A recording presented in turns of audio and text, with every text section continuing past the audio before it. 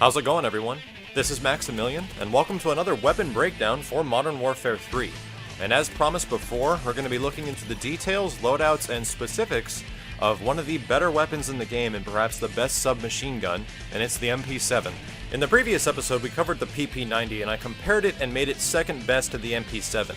The PP-90 has a great fire rate, but a terrible damage drop-off, and I actually like the MP-7 for certain situations much more.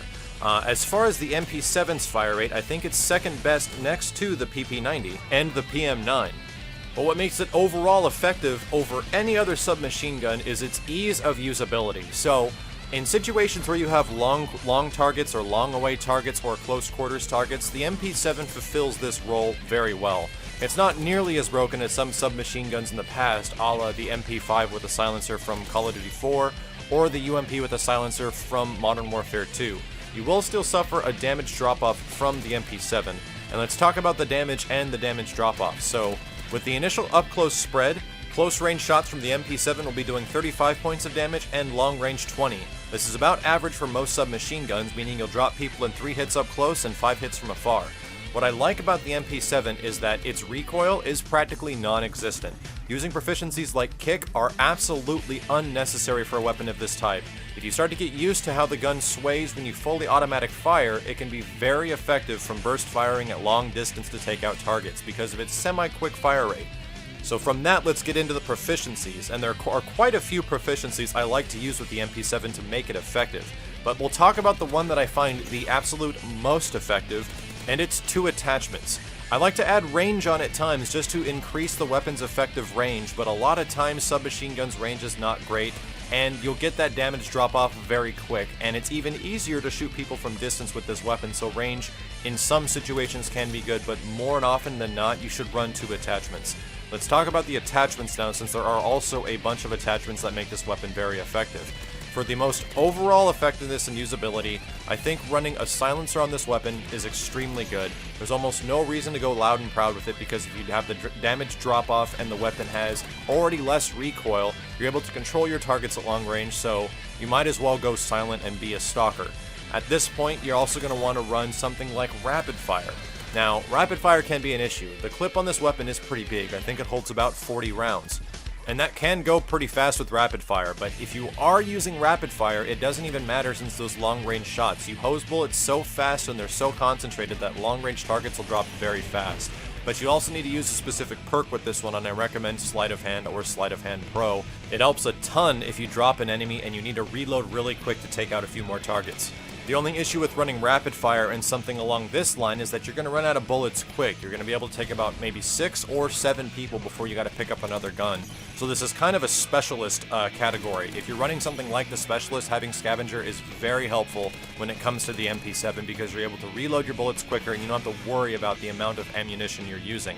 That or putting scavenger in your specialist loadout is very helpful. I still recommend using the silencer and 2 attachments, but you make your second attachment the extended mags. Extended mags is good because it boosts your ammo a little bit at the start of the game, and it actually makes it a lot easier to go for high-end kill streaks. A lot of the time I like to run low-end kill streaks when I'm using a submachine gun, but since you have the MP-7 and it's effective at maximum distance, you can run things like Predator Missile into Reaper into AC-130 or Osprey Gunner. It's still effective and it's still very usable because you're more mobile than an assault rifle. You can move a lot faster. And that's really what makes the MP-7 one of the most effective weapons in the game if you choose these loadouts. You become an all-range soldier. You can go at any distance and tackle any fight as long as you have a little bit of accuracy on your side to take down your opponents. But the biggest issue and the biggest problem with this gun, and the reason you do not see everybody rolling the MP-7 and you see a lot more PP-90s, is because you do not unlock the weapon until level 74. It is the final submachine gun you unlock, and it is easily one of the better weapons to use a prestige token on. I like the PP-90 for some situations, and the PP-90 does do better in a close-range firefight, but more often than not, it's the second best and most effective submachine gun up close, and it deals some brutal damage from afar. So let's wrap this one up. The best proficiency I think you can use for the MP-7 is 2 attachments. There's a couple of separate classes you can run, but the 2 attachments I prefer are always a silencer on either one. Try rapid fire, or on the other one you can try extended mags. As long as the silencer is included, I think that is very important. As far as perks go, I think the only real necessary perk to make the MP-7 effective is sleight of hand. It does have a semi-slow reload time, and having sleight of hand behind you, whether you have extended mags or a rapid-fire short-clipped gun, is always good, and it always gets you back into the fight faster.